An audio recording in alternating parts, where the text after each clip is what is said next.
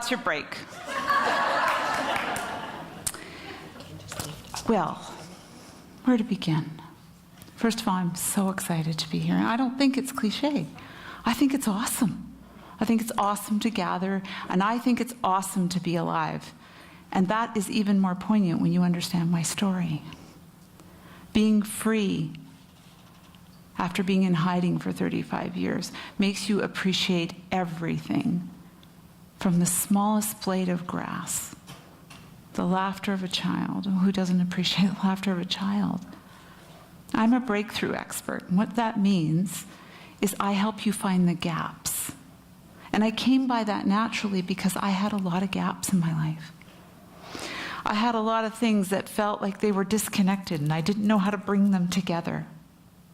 So before we get going, I'm going to ask you, if something resonates, I want you to be really vocal, because I get my energy from serving other people. So if I say something and it resonates with you, I want you to give a big hell yeah or yeah baby, whichever you're comfortable with. Okay? No, it's not what I said, okay? Hell yeah or yeah baby, okay? Good, we're on the same track. You see, I did spend 35 years, and how it became is I was born into a family where there was severe mental illness. And I believe that we have a systemic problem in our society because of mental illness. But in the case of my story, my parents were both suffering demons that I believe no one should have to suffer. My father served in World War II, and he had post-traumatic stress disorder. He was sent home back then. They didn't understand it. They called it shell shock. They told him to go home, live his life. He was a good practicing Catholic, and he had 9 children, okay? He meets my mother when she is 18. My father is 20 years older than my mother. And what happens in that moment is my father is still making some very unhealthy choices. He meets my mom, who's left home at 13. So my mom doesn't really know anything more than the role models she's seen. And at 13, you don't have a lot of things to base things on. He gets my mom involved in prostitution. I am the byproduct of that. So I stand before you wearing many, what I refer to as frocks, no longer.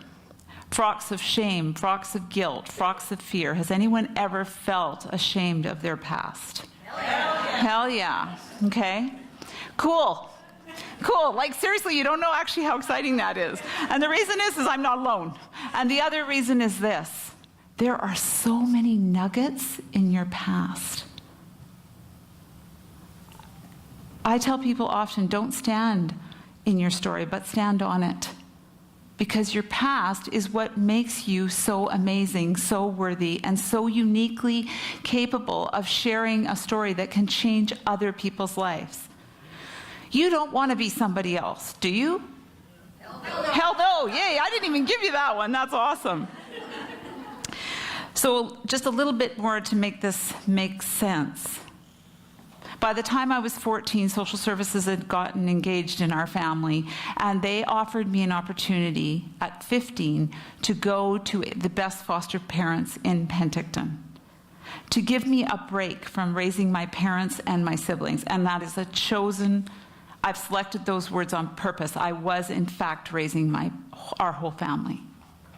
Whether it was financially or emotionally, I was responsible. So I went for the weekend, and nothing happened. But have you ever had that feeling when you walk into someplace and you go, don't go in here? Not good, right? But I went in, because who was I to judge? My parents were suicidal. They had tried several times drinking drugs. It was just a part of our life. Nothing happened that weekend. I was called back to babysit by the foster parents. It was a guise to get me in the house. There were 26 girls like me that had been brought into that house and had been sexually assaulted. I was lucky I lived. One little girl I knew was later murdered. She was 12. When I told the police what had happened to me, they said they didn't believe me because I came from a disenfranchised home. Lots of alcohol, lots of drugs. Maybe I was just lying to get attention. I wasn't lying, and Susan would be alive, maybe, had they heard me. They asked me at 19 if I would actually stand for Susan. So 3 years after I had told them what had happened, they came back and said, "We believe you now." Believing me now had meant something happened, and it was Susan whose life was taken. There was a big part of me for a really long time that felt guilty that she was gone. It was irrational, of course. Anybody here ever had an irrational thought? Not alone, right? Thank goodness I'm in the right room. In the end, what would happen is I would spend 35 years in hiding. I moved 51 times. I had 19 names. Joe Dibblee is my chosen name, by the way. Along the way, I had 2 children, 2 other husbands. 2, did I say that?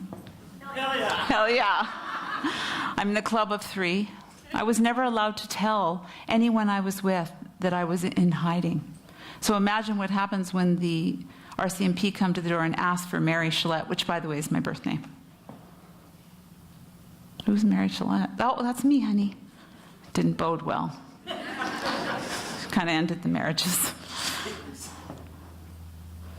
The reality is I wasn't really in them anyway, because I wasn't being honest. I wasn't being real. I wasn't prepared to show up fully because I was scared somebody else would die. But I will tell you, in 2007, I stood up and I took that step that said, "This is enough." How many of you are there right now? Hell yeah. Hell yeah. Ready to make that change. Are you willing, though? Yes. Yes. Yes. Okay, there's 3 of you in the room. Yay! This is awesome. It was February 28, 2007, on a cold winter day in Calgary, and I walked with a friend, and I'd had it. And she said, "What would you do if you could do things differently?" And I said, "I would frock off." Now, this is not swearing. To me, a frock was covering up. It was an attitude of belief. And I had so much shame and fear around my parents, around what had happened, and the people whose lives had been altered. And I had been lying for so long because to stay alive. But a lie is still a lie is a lie, am I right? It was painful. I wrote this book with the idea that we could serve other people, because I figure if the daughter of a prostitute can stand before you on a stage with a best-selling book that was number 3 in the world, awarded out of 33,000 books, we are possible. We are possible. Do you know that you are that powerful, though? Do you know? Do you have something big and bold you want to do with your life? Okay, well, I'm going to ask you to do something then. I'm going to ask you to own it. No more pointing fingers at other people as to why you can't do it. I did that a little bit, I just have to say. But when I did launch, I launched full on, and I hit the road running, and we have not stopped. And I am proud to say, as I look into this audience right now, there are 6 women that are on our tribe, that are what we refer to as our 12 for 12 members. You are better than the moment that you're in right now. I'm not saying that you're not playing full on, but you can do even more. Can you not? Hell yeah. So I'm going to invite you to stand right now. If it's comfortable, stand up. I'm not going to make fun of you. You can do that for me. I'm going to ask you to take a really deep breath and claim your space. Don't you dare shrink. Turn to your neighbor and say, "Don't do that." All right? Take a deep breath. I want you to take a safe step forward. And just repeat after me. I am willing. I am willing. I am worthy. I am worthy. And I'm damn well ready. I'm damn well ready. Now, turn to your neighbor and say, "You rock," and take your seats. Thank you so very much for allowing me to share my story.